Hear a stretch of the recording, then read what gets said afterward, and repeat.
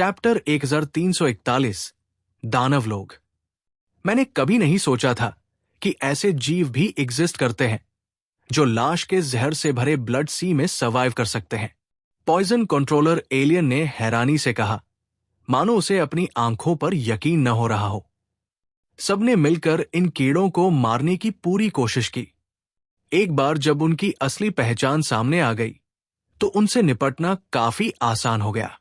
चाहे कितने भी कीड़े हों, south west region United forces के पास कई एक्सपर्ट फाइटर्स थे और उन्होंने बड़ी तादाद में इन टॉक्सिक बग्स को मार डाला। फैटीजू ने अपने भारी हाथ ब्लड सी की सतह की ओर बढ़ाए और अपनी आइस ब्लास्ट एबिलिटी एक्टिवेट की, जिससे कई किलोमीटर तक की ब्लड सरफेस इंस्टेंटली जम गई। उसकी एबिलिटी वहां सबसे ज्यादा इफेक्टिव होती है जहां कोई फ्लूइड होता है। ब्लड सी में भी प्राइमरी एलिमेंट पानी ही है और जल्द ही आसपास का खून सॉलिड आइस में बदल गया। बोट्स को कोई नुकसान नहीं पहुंचा और एलियंस भी अब बर्फ पर उतरकर डायरेक्ट कॉम्बैट कर सकते थे। इसके विपरीत कॉर्प्सेस और बग्स के लिए मूवमेंट मुश्किल हो गई। अंकल वायु ने हाथ में गन पकड़ी और ऐसे गोलीबारी शुरू कर दी जैसे एमो फ्री में मिल रहा हो। उसने फिटर्लिन मशीन गन को ऐसे उठाया जैसे कोई आम राइफल हो। उसने लाशों और कीड़ों को चंक्स में काट डाला। हाँ, ये मॉन्स्टर्स हम पार जो ट्रिक्स ट्राई करते हैं, उनसे तो बेटर कार्टून विलन का प्लान होता है। चाचा हंस पड़े। झंग यी ने अपनी स्वॉर्ड कंधे पर रखी और शांत स्वर में कहा, नहीं, ये टेक्निक पहले हमारी दुनिया से इंट्रूडर्स को रोकने के लिए इस्तेमाल होती थी। वे कॉर्प्सेस में पैरासाइट्स पालते हैं, फिर उन्हें ब्लड सी में डालते हैं। ये पैरासाइट्स खून और लाशों पर फीड करते हैं और जब कोई जीवित ऑब्जेक्ट एंटर करता है तो ये ऑटोमेटिकली हमला करते हैं। अगर हमारी आर्मी इतनी पावरफुल ना होती तो यहां आते ही हेवी कैजुअल्टीज हो जाती। असल में ये बग्स कमजोर नहीं है, बस हमारे पास इस बार एलीट यूनिट्स है। मल्टीपल एप्सिलॉन क्लास म्यूटेंट्स इस यूनाइटेड फोर्स का हिस्सा है। ब्लड सी के ऊपर लगातार गोलियों की आवाजें गूंज रही थी और पैरासाइट बग्स के शैटर्ड पार्ट्स चारों ओर बिखर रहे थे। ग्राउंड पर पड़े मिंस्ड बॉडीज का नजारा डरावना था। फिर भी ब्लड सी की सतह से लगातार न्यू कॉर्प्सेस बाहर आती रहीं। देजी ने जोर से चिल्लाया, इग्नोर करो इनको। ये वही तरीका है जिससे डीमंस लाशें डिस्पोज करते हैं। हजारों सालों में यहां अनगिनत कॉर्प्सेस जमा हुई है। जब तक हम पूरा सी ड्राई नहीं कर देते तब तक हम इन्हें खत्म नहीं कर सकते। आगे बढ़ो, यहां टाइम वेस्ट मत करो। सभी को उसकी बात सही लगी और वो पीछे हटकर आगे बढ़ने लगे। फैटीजू की वजह से आसपास का सी अब पूरी तरह आइस में जम चुका था, लेकिन मूवमेंट में कोई दिक्कत नहीं थी। क्योंगड़ा ने ragging king Kong form activate किया और टीम के आगे कूद पड़ा। उसने एक ही पंच में बर्फ की मोटी सतह को चकनाचूर कर दिया। Boom boom boom. क्योंगड़ा की पंचेस से आइस एक रास्ता बनाता गया और बेड़ा तेजी से ब्लड सी के पार बढ़ने लगा। लेकिन कॉर्प्सेस हार मानने को तैयार नहीं थी। वे ब्लड सी की सतह पर बेली फ्लैट लेटी रहीं और तेजी से उन पर पीछे से वार करने लगी। भले ही उन्होंने डायरेक्ट डैमेज कम दिया हो, लेकिन इनका अपीयरेंस ही इतना डिस्टर्बिंग था कि अलायंस की मोरल ड्रॉप होने लगी। कोई भी अब ज्यादा एंगेज नहीं होना चाहता था। सबकी बस यही कोशिश थी कि वो जल्द से जल्द दूसरी तरफ पहुंच जाएं। क्रैश। एक तेज स्लैब की तरह की आवाज हुई और एक फ्रंट बोट अचानक हिल गई, जैसे किसी हैवी फोर्स से टकरा गई हो, और फिर पूरा जहाज पलट गया। एक दर्दनाक चीख गूंजी और फिर ब्लड सी से एक जायंट हैंड बाहर निकला। उस मैसिव क्लॉ ने एक सोल्जर को पकड़कर दबा दिया और उसका शरीर ट्विस्टेड रबर की तरह मरोड़कर एक ओर फेंक दिया। ब्लड और स्लज चारों तरफ फैल गया। लाइंग वायु बिना एक पल गवाए आगे बढ़ी और उसकी स्वॉर्ड ऑरा चमक उठी। जब चंग यी ने उस जायंट हैंड पर वार किया तो एक लाउड मेटल स्लाइस की आवाज आई और वो आर्म सीधे कट गई। भीतर से स्लिक टिश्यू का घाव दिखाई देने लगा। फिर ब्लड सी से धीरे धीरे एक विशाल हेड बाहर निकला। उसका साइज नॉर्मल इंसान के सिर से लगभग डबल था। वो पूरी तरह बॉल्ड था और उसके माथे पर डिमोनिक आई सिंबल था। वो धीरे धीरे सी से ऊपर उठा और उसका बॉडी साइज 4 मीटर से ज्यादा था। वो डीमन रियल्म से है, वो डीमन रियल्म से है। पहली बार जिंदा राक्षसों को देखकर कई तांत्रिक अनुयायियों ने उत्साह से चिल्लाना शुरू कर दिया। उन्होंने खुद को डर से बचाने के लिए जोर जोर से बौद्ध मंत्रों का जाप करना शुरू किया। लेकिन इससे भी बड़ा टेरर जल्द सामने आ गया। जैसे ही वो अजीब सा दानव प्रकट हुआ, उसके पीछे पूरा ब्लड सी उमड़ पड़ा और उसी ब्लड सी से कई विचित्र आकृतियां बाहर आने लगी। वो 4 मीटर लंबा राक्षस वास्तव में यहां के एवरेज साइज का था। उसके पीछे 5 या 6 मीटर लंबे दूसरे राक्षस थे और एक तो 10 मीटर लंबा मॉन्स्ट्रस बीइंग था जो धीरे धीरे खड़ा हो गया। उनकी आईज इमोशनलेस थी। वे सीधे अलायंस की आर्मी को घूर रहे थे, जैसे उनके सामने कोई दीवार या छोटी पहाड़ी हो। झंगी अब समझ गया कि स्टोन गेट इतना विशाल क्यों था, क्योंकि डीमन रियल्म के लोग इंसानों से कहीं ज्यादा भारी और विशाल थे। ये इंसान तो नहीं लगते? कॉम चैनल पर झू किया की घबराई आवाज आई। हालांकि वो लोग शैडो रियल्म में थे, लेकिन सब अलर्ट थे और एक्शन के लिए रेडी। जैसे ही राक्षस प्रकट हुए, झू किया और यांग जिंगसिन ने तुरंत हिस्टोरिकल आर्काइव्स खंगालना शुरू कर दिया। डीमन रियल्म के लोग आम इंसानों से काफी बड़े होते हैं। प्रीकिन काल के एक जनरल ने क्वानरोंग अभियान में एक 5 मीटर लंबे विशाल मानव के बारे में लिखा है। शायद ये लोग म्यूटेटेड ह्यूमन हो और इतनी देर तक ब्लड सी में भीगने से उनका बॉडी साइज बढ़ना भी एक कारण हो सकता है। इससे इनका विजुअल इंपैक्ट ज्यादा टेरिफाइंग होता है। हुएक्सू स्टेट के एंशिएंट रिकॉर्ड्स में ऐसे लोगों का जिक्र है जिनकी 2-2 प्यूपल्स होती थी, जिनकी आर्म्स घुटनों से नीचे लटकती थी और जिनकी रिब्स एक सीध में जुड़ी होती थी। एंशिएंट बिलीफ्स मानते थे कि ऐसे अनयूजुअल बॉडीज वाले लोग भविष्य में महान बनते हैं। अमिताभ, बुद्ध के अनुयायियों, इन ईविल मॉन्स्टर्स को शुद्ध करो। देजी फ्रंट डेक पर खड़े होकर जोर से बोले, अटैक। ब्लड सी में डीमोनिक रोर गूंज उठी। वे सभी यहां डीमन एम्पायर को जीतने आए थे।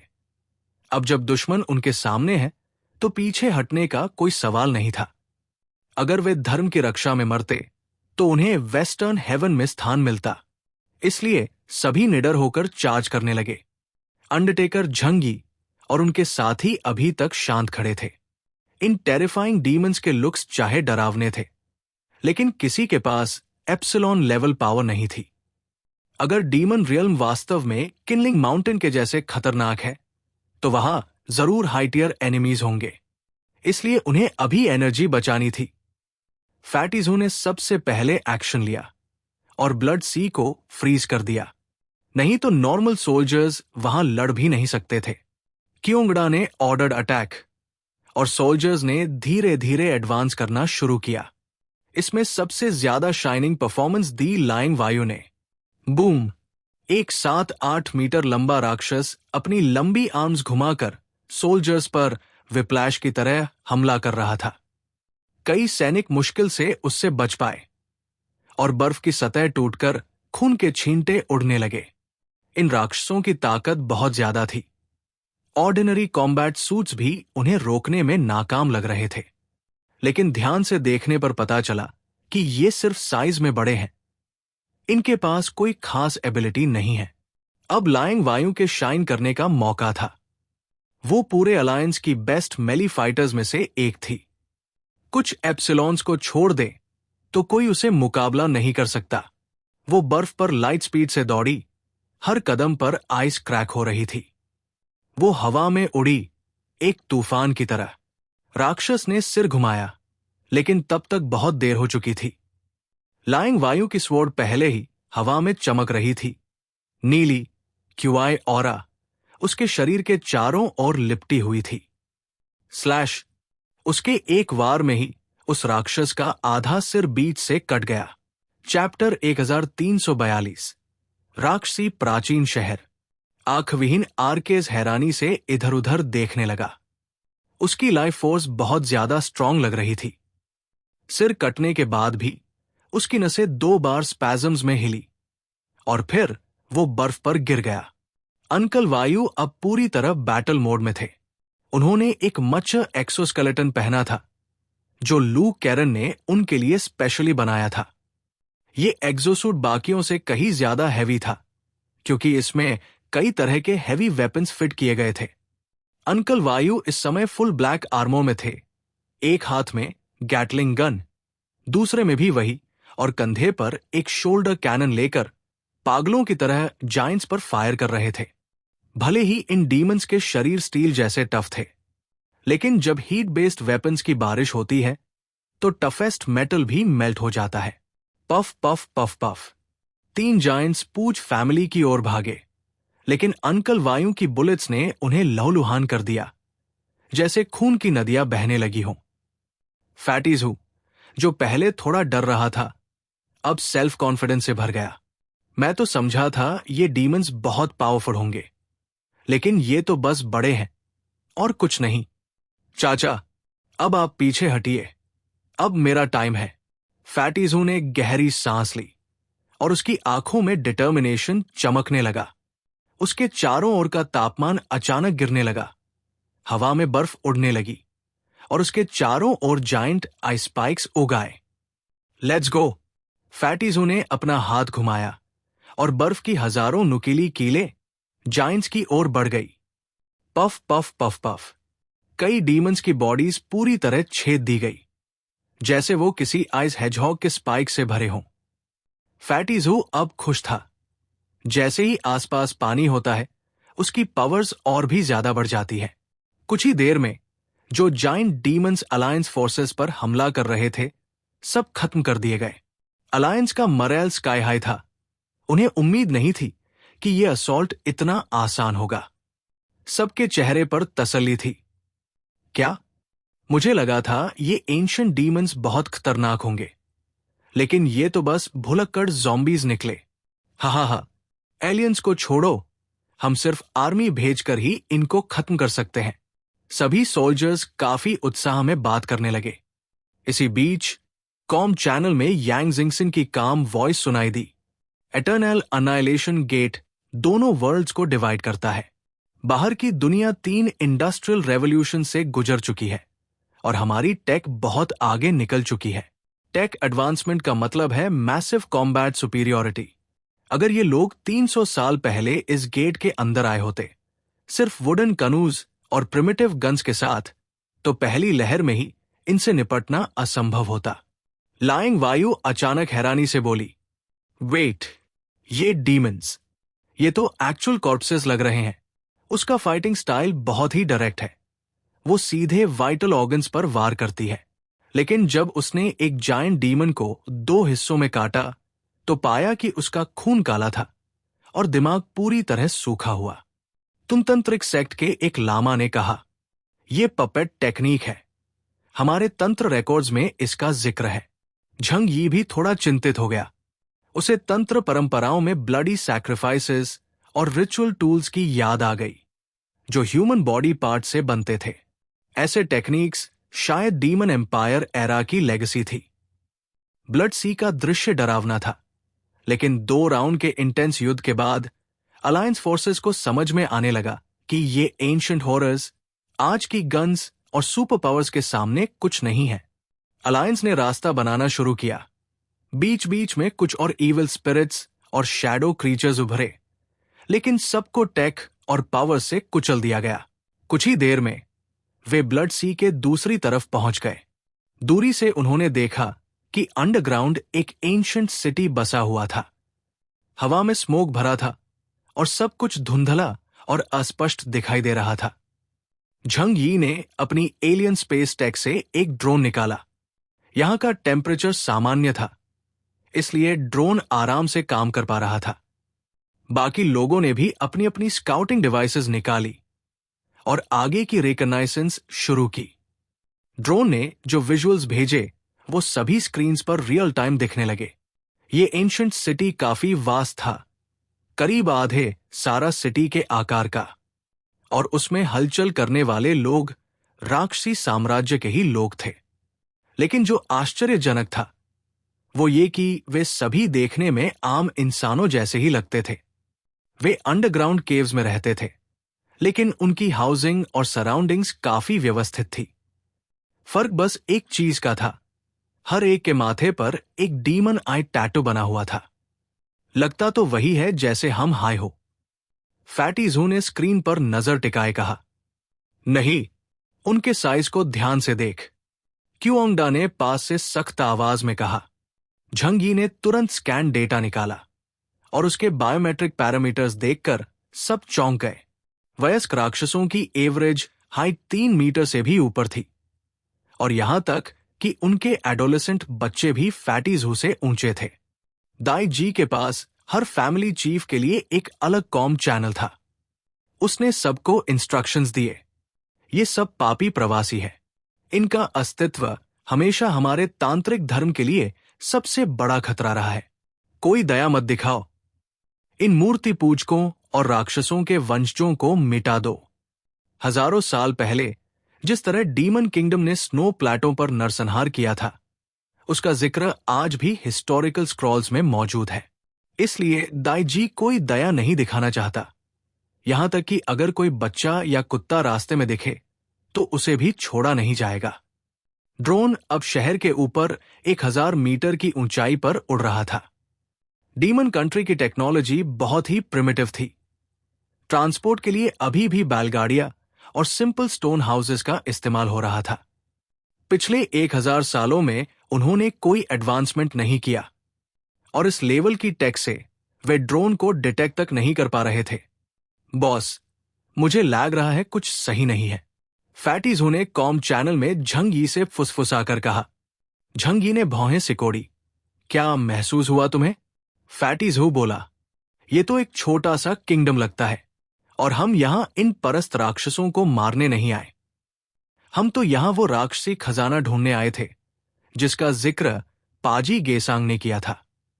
लेकिन यहां कुछ भी ट्रेजर जैसा फील नहीं हो रहा। झंगी का चेहरा गंभीर हो गया। उसने सोचा था कि डीमन किंगडम्स ट्रेजर भी कुछ वैसा ही होगा जैसे फॉग वैली या किनलिंग टियान्युन, कोई एंशिएंट रेलिक, स्पिरिचुअल ऑफरिंग या डिवाइन सील टाइप चीज। लेकिन ये अंडरग्राउंड सिटी बिल्कुल भी वैसा नहीं लग रहा। यहां तो बलि देने वाले रिचुअल्स की भी कोई प्रेजेंस नहीं है। क्या पाजी जैसिंग ने मुझे बेवकूफ बनाया? उसके मन में एक शंका गूंजने लगी। चैप्टर 1343, समुद्र किनारे बूढ़ा आदमी। उसके सामने जो राक्षसी साम्राज्य प्रकट हुआ वो झांग यी की सीक्रेट जोन परसेप्शन से बिल्कुल मेल नहीं खाता था। जब उसने सोचा कि पाजी जैसिंग ने उसे धोखा दिया है, तभी ड्रोन द्वारा भेजी गई फुटेज में कुछ ऐसा दिखा जिसने एक पल को उसका शरीर सख्त कर दिया। ड्रोन लगातार आगे बढ़ता रहा और आखिरकार उसने सिटी सेंटर को कैप्चर कर लिया, और पूरे एंशिएंट सिटी के ठीक बीचों बीच एक पिरामिड खड़ा था जो 1000 मीटर्स ऊंचा था। यह बेहद ऊंचा था, किसी जायंट माउंटेन जैसा। यहां तक कि डीमन एम्पायर के लोगों की हाइट के मुकाबले भी यह टावर एक विशाल दैत्य जैसा लग रहा था। यह पूरे एंशिएंट सिटी के सेंटर में था, और ऐसा प्रतीत हो रहा था जैसे पूरा शहर इसी पिरामिड के चारों ओर बनाया गया हो। यह पिरामिड उन पिरामिड से पूरी तरह अलग था जो झांग यी ने पहले देखे थे। यह परत दर परत इस तरह बनाया गया था मानो एक एक लेयर करके खड़ा किया गया हो। पूरा टावर लाल रंग का था, जैसे उस पर ब्लड छिड़का गया हो। 9 स्टोरी डीमन टावर, क्यूओंगडा ने अचानक बगल में बैठे व्यक्ति से गंभीर आवाज में कहा। यह सुनकर झांग यी को याद आया, स्नो प्लेटों पर एक विशेष मॉज़ोलियम है जिसे 9 स्टोरी डीमन टावर कहा जाता है। इस दुनिया में ज्यादातर ऊंची इमारतें नीचे से चौड़ी और ऊपर से पतली होती है, इसलिए झांग यी ने पहले इसे पिरामिड समझ लिया था। तुम कहना चाह रहे हो कि पूरे एंशिएंट सिटी के सेंटर में एक कब्र है? लाइंग वायु ने पूछा। क्यूओंगडा ने कहा, प्राचीन समय में ये 9 स्टोरी डीमन टावर्स राजा की कब्रें होती थी। जिस पल झांग यी ने उसे देखा, उसका मन साफ हो गया। अगर कोई रियल डीमन एम्पायर ट्रेजर है तो मुझे लगता है वो यही होगा। उसे लग रहा था कि ये 9 स्टोरी डीमन टावर माउंट किनलिंग के अंदर वाले पर्पल पिरामिड जैसा है। उसे अकेले नहीं, बाकी ताकतों ने भी इस विशाल 9 स्टोरी डीमन टावर को देखा। देजी इतना उत्साहित था कि उसकी आवाज तक कांपने लगी। आखिरकार मिल गया, यही है। कैमरा जूम हुआ और झांग यी व बाकी लोगों ने टावर के चारों ओर का दृश्य देखा। एक खून और लाशों से भरी हुई भयानक जगह। टावर के चारों ओर अनगिनत कॉर्पसेस लटकी हुई थी। कुछ सड़ चुकी थी, कुछ अभी ताजा थी। Humans, pigs, dogs, cows, sheep, हर प्रकार की सैक्रिफाइस की गई थी और उन्हें टावर की परतों में सजाया गया था। कोई नहीं जानता कि इस टावर को खड़ा करने में कितने साल लगे और कितनी जानें गई। इस समय डीमन एम्पायर के अनगिनत लोग टावर के चारों ओर जमीन पर घुटनों के बल बैठे थे और वर्शिप कर रहे थे। इसी वक्त अंडरटेकर खड़ा हुआ और शांति से सबको देखने लगा। सभी लोग, डीमन एम्पायर का अवशेष बस हमारे सामने है। हमें इसे एक डिसाइसिव बैटल में पूरी तरह खत्म करना होगा। इस जहरीले कांटे को जड़ से उखाड़ना होगा जो 1000 सालों से हिम क्षेत्र के लोगों के दिल में चुभ रहा है। उसने अपना हाथ आगे बढ़ाया और दूर खड़े एंशिएंट सिटी की ओर इशारा किया। उसकी उंगली सीधे 9 स्ट्रीट डीमन टावर की तरफ थी और उस राक्षसी मीनार के भीतर डीमन एम्पायर का ट्रेजर छिपा हुआ है। वाक्य का दूसरा भाग साफ तौर पर झंगी और बाकी बाहरी लोगों को लक्षित था। हर कोई जानता था कि अंडरटेकर का उद्देश्य डीमन एम्पायर को नष्ट करना है, लेकिन बाहरी लोग उस ट्रेजर के लिए आए थे। इसलिए भले ही सबको पता था कि ये एक ट्रैप हो सकता है, फिर भी वो लड़ाई के लिए तैयार थे। आखिरकार ये देखकर कि डीमन पीपल इस टावर को कितनी श्रद्धा से पूजते हैं। जब तक वे सब मारे नहीं जाते, कोई उन्हें वहां से ट्रेजर निकालने नहीं देगा। झांग यी ने भी अपनी आंखें सिकोड़ ली और अपने साथियों से कहा, सभी की नजरें उस 9 स्ट्रीट डीमन टावर पर होंगी। लड़ाई जबरदस्त होगी। उससे पहले हमें यहां के डीमन लोगों से भी लड़ना होगा। अंकल यू, फैटी जू, तुम दोनों को मेरा साथ नहीं छोड़ना चाहिए। मेरे पीछे आओ और समय समय पर मेरा सहयोग करो। उदाहरण के लिए, अंकल यू और फैटी जू के पास केवल 8000 प्लस सब कैप्टन लेवल की ताकत है, जिसे यहां छोटे स्वामी के रूप में माना जा सकता है। हालांकि घटनास्थल पर कई एप्सिलॉन थे और उनकी ताकत डीमन टावर की लड़ाई में भाग लेने के लिए पर्याप्त नहीं थी।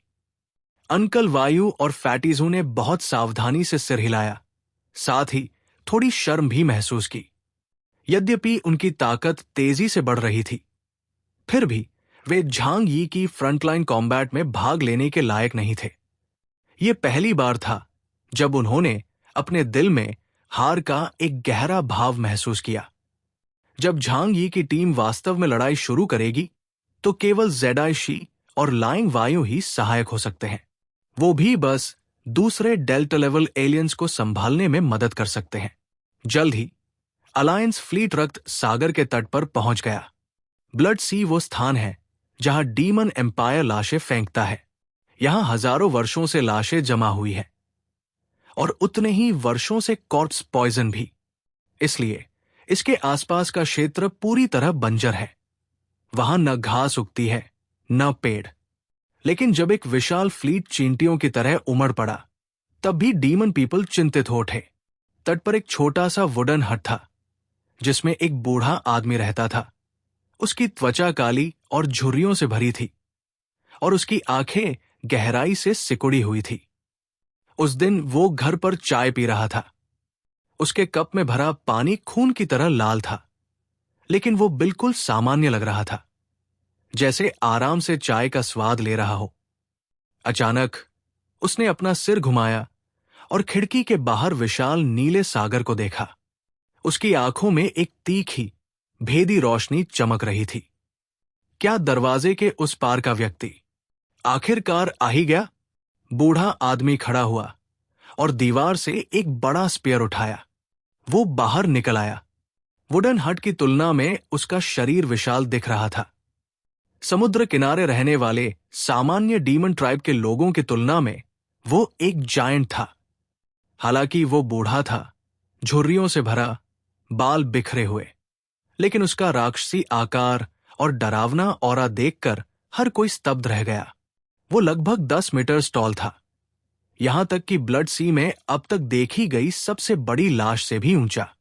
Monster sighted, engage. एक भाड़े के सिपाही ने घबराकर गला साफ किया और हाथ में थामी हुई हैवी कैलिबर स्नाइपर राइफल उठा ली। ये एक एंटी टैंक स्नाइपर थी जो आर्मोर व्हीकल्स की स्टील प्लेट्स को भी भेद सकती थी। Take the shot. ट्रिगर दबाया गया और भारी स्नाइपर राइफल की गूंज ब्लड सी के ऊपर फैल गई। स्मोक और रिकॉइल के बाद भी वो बूढ़ा राक्षस नहीं गिरा। उसने अपना बाया हाथ उठाया और स्नाइपर राउंड को 2 उंगलियों के बीच पकड़ लिया। क्या? हर कोई दंग रह गया। ये भयानक फिजिकल स्ट्रेंथ किसी भी कल्पना से परे थी। ये जानते हुए कि लाइंग वायु जैसी फाइटर भी ऐसी गोलियों को शरीर से नहीं रोकती, ये दृश्य और भी डरावना था। ये क्रीचर सिर्फ टैंक पियर्सिंग बुलेट को उन गलियों से पकड़ रहा था। झांग यी ने बूढ़े राक्षस की तरफ देखा। उसकी आंखें अब गंभीर हो गई। Epsilon level demon of the empire.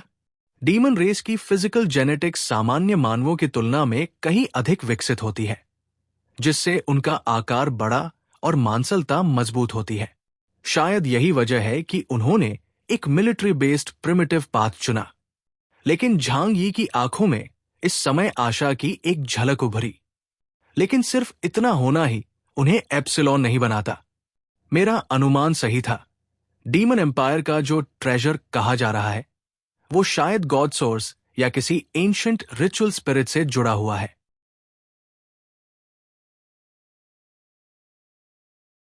Chapter 1344। Sniper भगवान का पुनः प्रकट होना। गठबंधन सेना ने अंततः जीवित राक्षसों को देखा और पहला राक्षस एक बूढ़ा और विशाल प्राणी था। वो मरने वाला लग रहा था, लेकिन अपने नंगे हाथों से स्नाइपर गोली पकड़ने की उसकी क्षमता ने पहले ही सबको दिखा दिया था कि वो कितना पावरफुल है। समुद्र पार से आ रहे दुश्मनों का सामना करते हुए उसने बिना किसी हिचकिचाहट के भाला उठाया, सामने के बेड़े की ओर निशाना साधा और लॉन्च कर दिया।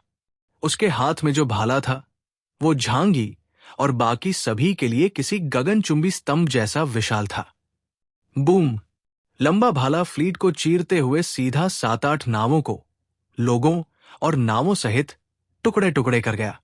हर तरफ बॉडी पार्ट्स और खून बिखर गया। बूढ़े राक्षस का हमला इतना फास्ट था कि वहां मौजूद बहुत कम लोग उसकी गति को देख पाए। अग्रिम पंक्ति बहुत आगे जा चुकी थी और बाकी लोगों के पास उन्हें बचाने का समय नहीं था। लियांग यू ने चौंकते हुए कहा, यह एक स्ट्रॉन्ग एप्सिलॉन लेवल का दानव है। भाले की रफ्तार नहीं थमी। वो सीधा बेड़े के मध्य भाग की ओर जा रहा था। तभी जांग यू की आंखें खुली और पहली बार झांग यी और बाकी लोग उसके चेहरे पर गुस्सा देख पाए। King Kong mode activated.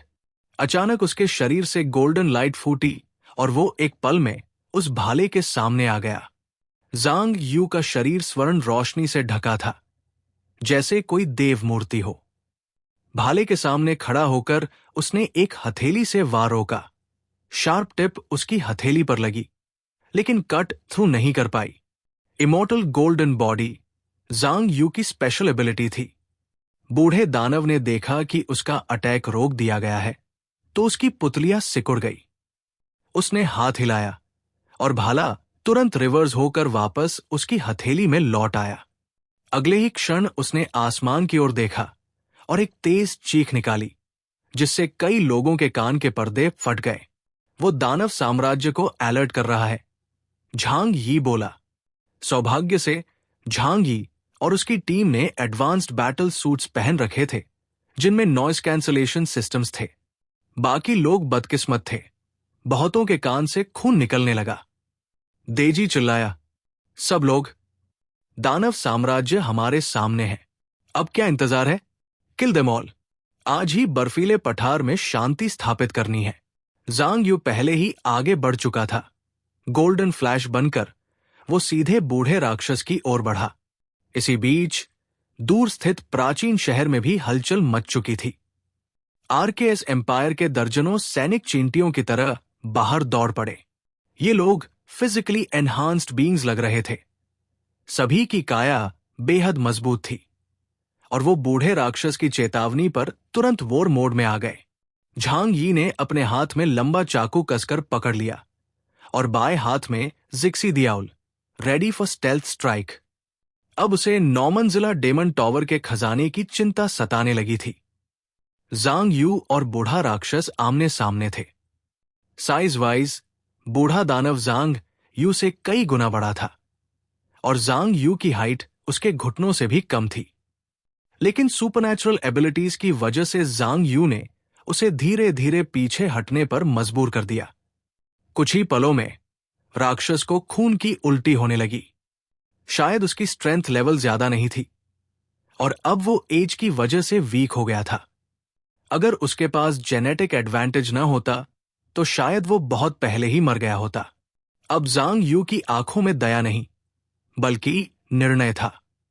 उसने कभी किसी की जान नहीं ली थी, लेकिन अब ये उसकी आस्था की रक्षा की लड़ाई थी। इसी बीच राक्षसी साम्राज्य की मेन आर्मी धीरे धीरे नजदीक आ रही थी। ऐसा लग रहा था जैसे वे काफी समय से इसकी तैयारी कर रहे थे। बूढ़े राक्षस द्वारा चेतावनी जारी करने के बाद अन्य डीमन नेशन से पावरफुल वॉरियर्स उनका समर्थन करने के लिए पहुंच गए। वे सभी लंबे चौड़े थे और किसी प्राचीन वानर की तरह जंगल में दौड़ते हुए नजर आ रहे थे। सभी के हाथों में एंशिएंट वेपन्स थे, लेकिन उनकी आंखों में जो खूनी प्यास थी वो देखकर युद्ध के लिए तैयार सैनिकों के भी पसीने छूट गए। मार डालो, अपनी पूरी ताकत से फायर करो। अलायंस ट्रूप्स पहले ही शोर पर उतर चुके थे, इसलिए वो मेली कॉम्बैट से बचना चाहते थे। सभी ने अपने मॉडर्न वेपन्स निकाले और गनफायर शुरू कर दी, लेकिन ऑर्डिनरी बुलेट्स इन राक्षसों पर बेअसर थी। फ्लेम थ्रोअर्स भी वे साथ नहीं ला सके थे, क्योंकि उन्हें मार्चिंग स्पीड में रुकावट होती। फायर असॉल्ट ने दुश्मन को थोड़ी देर के लिए कंफ्यूज किया, लेकिन जब राक्षसों ने महसूस किया कि ये हमले सिर्फ हल्का दर्द दे रहे हैं, तब उन्होंने और भी भयंकर हमला शुरू कर दिया। क्लोज कॉम्बैट शुरू हो गया। अब वे सैनिक जो दानव साम्राज्य को प्रिमिटिव समझकर उन्हें लेजर बीइंग्स मानते थे, उन्हें एहसास हुआ कि ये बारबैरिक लुकिंग ट्राइब्स कितने भयानक हैं। ग्रेट म्यूटेशन एरा ने उन्हें एक नई एवोल्यूशनरी लीप दी थी। राक्षस जो पहले ही एनहांस्ड फिजिक्स के लिए प्रसिद्ध थे, अब और ज्यादा खतरनाक हो चुके थे। वे तलवार, लाठी और भाले लेकर अलायंस फॉर्मेशंस को ऐसे काट रहे थे जैसे कोई मच्छरों को भगाता हो। स्विंग, एक जायंट डीमन वॉरियर ने अपने हाथ का भाला घुमाया और 10 मीटर चौड़े आर्क में कई सैनिकों को एक झटके में कुचल डाला। उनके शरीर टूटे, मरोड़े गए, मौके पर ही मौत। ये बहुत स्ट्रांग है, पास मत जाओ, पीछे हटो, फॉर्म स्क्वाड। दाजी बैटलफील्ड के पीछे से कमांड्स दे रहे थे। दुश्मन को अंडर एस्टिमेट करने की उन्हें भारी कीमत चुकानी पड़ रही थी। पूरे युद्ध क्षेत्र में बस एक ही व्यक्ति था जिसे बढ़त थी, अंडरटेकर, लेकिन उसका लक्ष्य अपोजिंग कमांडर को मारना था, इसलिए वो बैटलफील्ड की मदद नहीं कर सकता था। कुछ पल के लिए बैटलफील्ड ऐसा लग रहा था जैसे मॉन्स्टर्स अपने घर में घुसे कुत्तों को खदेड़ रहे हों। झंग ही उतर चुका था। उसने कामली अपनी लॉन्ग स्वॉर्ड एक ओर रख दी और भारी स्नाइपर वेपन थंडर स्ट्राइक को निकाला। उसकी नजर में वो जायंट डीमंस जो पहाड़ियों की तरह दौड़ते आ रहे थे परफेक्ट टारगेट्स थे। बाकी सबकी गन्स बेअसर थी, लेकिन झंग यी के पास थी डिफरेंट क्लास की वेपनरी। उसने अपनी स्नाइपर राइफल खोली, जमीन पर सेट की और ट्रिगर पुल किया। बूम, लाइटनिंग क्रैकल्ड और 3 राक्षस सीधे बीच से पियर्स हो गए। इतनी डेडली प्रिसिशन देखकर चारों ओर के लोग चौंक गए। टर्जाजा फैमिली की तरफ से एक मर्सनरी ने झंग यी की राइफल को देखा और हैरान रह गया। यही है, वो धीरे से बुदबुदाया। झंग यी अभी भी सामने जाकर फाइट नहीं कर रहा था, भले ही अब उसकी क्लोज कॉम्बैट एबिलिटी बहुत हाई हो चुकी है, वो टॉप डेल्टा टियर इनह्यूमन से कम नहीं, फिर भी वो जानता है कि smart fighters don't walk into danger. अगर कोई स्ट्रॉन्ग विलन अचानक हमला कर दे तो जान को खतरा है। इसलिए झंग यी ने हुआ और लाइंग वायु को अपने पास रखा गार्ड ड्यूटी पर, और खुद अपनी राइफल से उन्हें एक एक करके एलिमिनेट करने लगा। Puff puff puff. झंग यी पिछले 2.5 साल से इस राइफल का उपयोग कर रहा है। वो इस थंडर स्ट्राइक से इतना परिचित है जैसे ये उसके शरीर का हिस्सा हो। उसकी प्रिसिशन शूटिंग एबिलिटी उसे ऑटोलॉक टारगेट्स पर फायर करने की सुविधा देती है, बिना स्कोप के। जल्द ही झंग यी ने दर्जनों जायंट डीमंस को सटीकता से मार डाला। इससे अलायंस फोर्सेस पर पड़ रहा दबाव तुरंत कम हो गया। आसपास के दूसरे एलियंस, जो अभी तक झंग यी को केवल एक कमांडर समझते थे, अब वो उसकी स्नाइपर स्किल देखकर चकित रह गए। चैप्टर 1345। दूसरा व्यक्ति। झंग यी ने अकेले ही पूरे बैटलफील्ड पर कंट्रोल बना लिया था, और जल्दी ही हर किसी की नजर उस पर टिक गई। इसमें डीमंस भी शामिल थे। जल्द ही डीमन आर्मी के बीच एक अजीब सा व्यक्ति प्रकट हुआ, जिसकी हाइट बाकियों से कहीं ज्यादा थी। उसकी आर्म्स जमीन तक लटक रही थी, और उसका शरीर किसी टेलीफोन पोल जितना पतला था। पतला शरीर हवा में किसी विलों की तरह लहराया और अचानक तेजी से झंग यी की ओर बढ़ा। बिना एक पल की देरी के झंग यी ने अपनी स्नाइपर राइफल घुमाई और टारगेट लॉक कर दिया। एक बुलेट सीधा डीमन के सिर की तरफ निकली। उस डीमन के चेहरे पर एक मॉकिंग स्माइल थी, और उसका शरीर किसी रबर की तरह हवा में मुड़ गया, जैसे वो गोली को अवॉइड कर रहा हो। पफ। एक पल बाद गोली के इंपैक्ट से वो जमीन पर गिर पड़ा। उसके फोरहेड के बीच में एक बड़ा छेद था, जो सीधे थ्रू एंड थ्रू था। मरने से पहले तक उसे समझ ही नहीं आया कि वो कैसे मारा गया, जबकि उसने क्लियरली गोली से बचाव किया था। लेकिन वो ये नहीं जान पाया कि झंग यी की लकी रीबर्थ एबिलिटी गोली को एयर में 2 बार एडजस्ट करने की शक्ति देती है।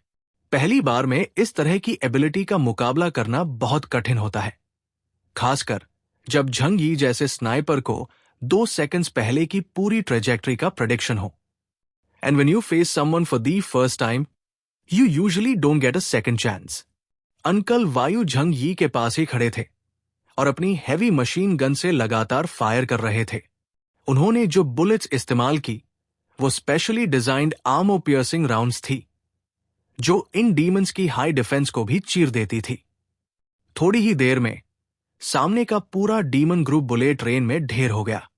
झंग यी को खुद लड़ते देखकर अंकल वायु ने अपने होठों में सिगरेट दबाकर मजाक में कहा, झंग यी, ये तो तुम्हारा स्टाइल नहीं है। डिडंट यू से तुम अपनी पावर छिपा कर रखोगे? झंग यी ने बैटलफील्ड के दूसरे कोनों की ओर देखा। उसे पता था बाकी 2 एप्सिलॉन लेवल एनिमीज ने अब तक खुलकर लड़ाई नहीं की थी। हम यहां तक आ ही गए हैं, और अब हम दोनों एक दूसरे की मौजूदगी को रिकॉग्नाइज कर चुके हैं। झंग यी ने एक हल्की हंसी के साथ कहा, अब क्या छिपाना? और वैसे भी मेन फाइट शुरू होने से पहले मुझे थोड़ा वार्म अप चाहिए था। जैसे ही दोनों एप्सिलॉन वॉरियर्स ने एक्शन शुरू किया, बैटलफील्ड की स्थिति एकदम डीमन आर्मी के फेवर में टिल्ट हो गई। लैमिन ओजू के पास खड़े एक टॉल एलियन ने झंग यी को देखा, जो अभी भी स्नाइपर गॉड बना हुआ था। उसके चेहरे पर हल्की सी प्लेफुल स्माइल थी। लगता है हमारा दोस्त थोड़ा घबरा गया है। उसने अपना दाहिना हाथ हवा में उठाया और उसकी हथेली में एक लॉन्ग नाइट स्वॉर्ड क्रिस्टलाइज हो गई। ये सुपरनैचुरल एनर्जी से बनी हुई तलवार थी, लेकिन दिखने में एकदम असली जैसी। अब मेरी बारी है, थोड़ा हाथ चला लिया जाए। उसने 2 तलवार को सिर्फ एक हाथ में पकड़ लिया। उसकी कदकाठी ही ऐसी थी कि ऐसा करना उसके लिए नॉर्मल था। लांसलॉट ने अपनी शोल्डर घुमाई, उसकी आंखों में ब्लड लस्ट चमकने लगी, और अगली ही सेकंड में वो एक काली आंधी की तरह डीमन आर्मी पर टूट पड़ा। बूम! एक पल में दर्जनों डीमंस की बॉडीज कट गई और वो हवा में उड़ते हुए ढेर हो गए। उन्हें समझ भी नहीं आया कि हमला कहां से आया। अब दोनों साइड से पावर प्लेयर्स उतर चुके थे। शजा फैमिली ने भी अपनी फॉरेन एड को भेज दिया और इंडिया बेस्ड एलियन ऑर्गेनाइजेशन ने भी मैदान में एंट्री की। Let's end this fight quickly so we can fight for the treasure, एक एलियन ने कहा और अपने हाथ से डिवाइन एनर्जी समन करके एक गोल्डन होली स्वॉर्ड कॉन्जूर कर ली। उसने जैसे ही स्वॉर्ड घुमाई, सामने खड़े डीमन ग्रुप एक ही स्विंग में डस्ट में बदल गए। जब झंग यी ने वो गोल्डन स्वॉर्ड देखी तो उसके होठों के कोने उठे। इतने साल बाद फिर से मिल रहे हैं गाओ चंगकोंग। मैं जानता था तुम इतनी इजीली मरने वालों में से नहीं हो। जो इप्सिलोन स्तरीय एलियन सामने आया था वो कोई और नहीं बल्कि जियांगनन रीजन का पूर्व दल बदलू कप्तान गाओ चंगकोंग था।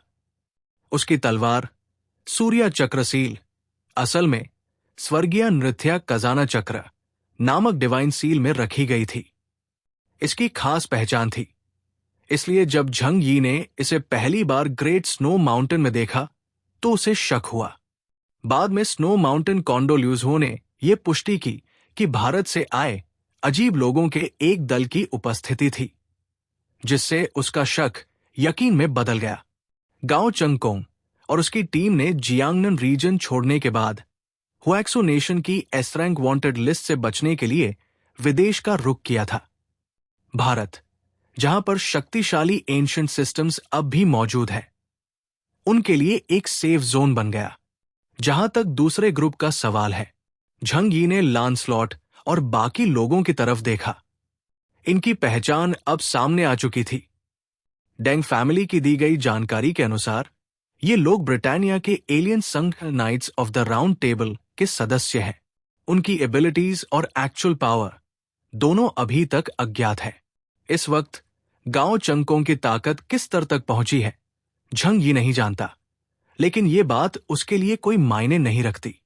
अगर दोनों समान स्तर के हैं तो भी झंग यी आज तक कभी ऐसे मुकाबले में नहीं हारा। उसकी डिफेंस कैपेबिलिटी अब 18,000 से भी ऊपर है। शायद वो हर बार जीत न सके, लेकिन हार भी नहीं मानेगा। बस उसे सावधानी रखनी है और सामने वाले की चाल में फंसना नहीं है। और उससे भी ज्यादा अहम, झंग यी ने दूर से झंग वायु को देखा, जो अकेले ही एप्सिलॉन लेवल डीमंस को धूल चटा रहा था। उसने मन ही मन सोचा, जो भी राक्षसी खजाने को पाना चाहता है उसे पहले झंग वायु से टकराना होगा। स्नो प्लेटो में झंग वायु को सांकी टेम्पल का स्पिरिचुअल समर्थन प्राप्त है, जिससे वो यदि घायल भी हो जाए तो तुरंत रिकवर कर सकता है। उसकी पावर स्कोर अनुमानित रूप से 20,000 से ऊपर है। झंग यी और उसके साथी मिलकर भी शायद उसे हराने में सक्षम न हो। और सबसे बड़ी बात, झंग वायु अब उस नाइव लड़के की तरह नहीं है जैसा वह दक्षुएशन में था। अब उसमें एक परिपक्व कॉन्फिडेंस आ चुका है, एक ऐसे व्यक्ति की शांति जिसे खुद पर पूरा भरोसा है। सही मौके का इंतजार करो और जब समय आए तो एक्सिक्यूट करो। बस ये दुआ है कि मैंने जो बैकअप चाल बिछाई है वो क्रिटिकल समय पर काम आए। लेकिन अभी मुझे झंग वायु की ही मदद की जरूरत है। झंग यी की स्ट्रैटेजिक प्लानिंग अब पूरे बैटलफील्ड पर काम कर रही थी, और यहां तक कि झंग वायु भी उसकी चेसबोर्ड की एक चाल था। झंग वायु और पुराने एप्सिलॉन डीमन के बीच बैटल मुश्किल से 3 मिनट चली और डीमन लगभग हार ही गया। झंग वायु ने उसकी एक आर्म तोड़ दी थी और वो लहूलुहान हालत में गिरा पड़ा था। उसने उसकी बाह जमीन पर फेंकी, फिर सुनहरी रोशनी के साथ आगे बढ़ते हुए सीधा उसकी छाती पर पंच किया। लेकिन तभी एक चमकता हुआ बैंगनी प्रकाश एंशिएंट सिटी की दिशा से आकाश से गिरा और सीधे झंग वायु की गोल्डन डिवाइन शील्ड से टकराया। झंग वायु इस समय पूरी तरह डीमन पर फोकस था और उसे इतने जोरदार अटैक की बिल्कुल उम्मीद नहीं थी। वो सीधा हजारों मीटर हवा में उड़ गया और दूर जाकर ब्लड सी में गिरा।